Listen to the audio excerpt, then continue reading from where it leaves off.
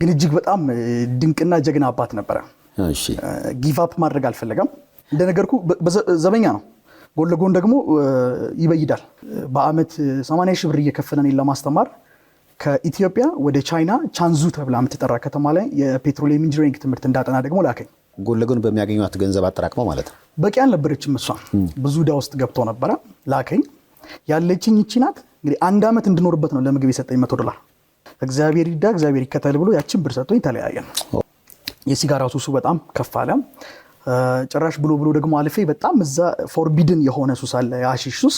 ወደዛ ሱስ ውስጥም ደግሞ መግባት ጀመርኩኝ ማለት ነው። ኦልሞስት እዛም 1 አመት ከተማርኩኝ በኋላ በዚሁ በሱስ ምክንያት ደግሞ ድጋሚ ከዛም ተባረርኩኝ ማለት ነው። ከዛ ወደ ኢትዮጵያ መጣ። ወደ ኢትዮጵያ ስመጣ ለአባቴ ደውዬ ነገርኩት እውነቱን።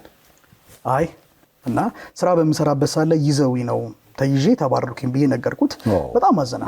$100 ሰጥተው በጣም አዘነ። ለእናቴም ለእህቴም ለወንድሜም ሳይናገር አዲስ አበባ መጣ። እሺ አዲስ አበባ መጣ። አዲስ አበባ አገኘኝ።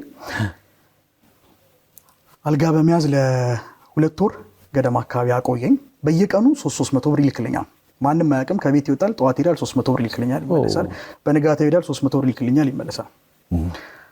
በአንድ ጊዜ ከላከው ጨርሰዋል። አሁን ዛሬ 3000 ብር ከላከ 3000 ብሩ ያልቃል። በጠዋት ድጋሚ ገንዘብ ጠይቃለሁ። እንደዛ ቆየኝ። ሌላ እዛው ቻይና የምትገኝ ደግሞ ሃንዡ ተብላ የምትጠራ ከተማ አለች። እዛ ከተማ ደግሞ የኮምፒውተር ሳይንስ ትምህርት እንዳጠና ድጋሚ ላከኝ ማለት ነው። በዩኒቨርሲቲ ደረጃ ለ3ኛ ጊዜ፣ ቻይና ደግሞ ለ2ኛ ጊዜ ማለት ነው። አሁን ግን ልክ ፕሌኑ ስገባ አንድ ውሳኔ ወሰንኩኝ። ከዚህ በኋላ ሲጋራ የደረሰበት ቦታ፣ መጠጥ የደረሰበት ቦታ፣ ሐሺሽ የደረሰበት ቦታ በፍጹም አልደርስም ብዬ ዲሳይድ አደረኩኝ። እንደዛ እያልኩኝ አንድም ቀን ክላስ ሳልገባ ዴስክ መቀመጫውን እንኳን የክላሱን ዴስክ እንኳን ሳላየው ረጅም ጊዜ ቆየው። በተመሳሳይ ጊዜ አሁንም ከሃንዡ ዩኒቨርሲቲ ለ3ኛ ጊዜ ተባረርኩኝና ወደ ኢትዮጵያ መጣሁ ማለት ነው። ሃትሪክ ሰራ በመባረክ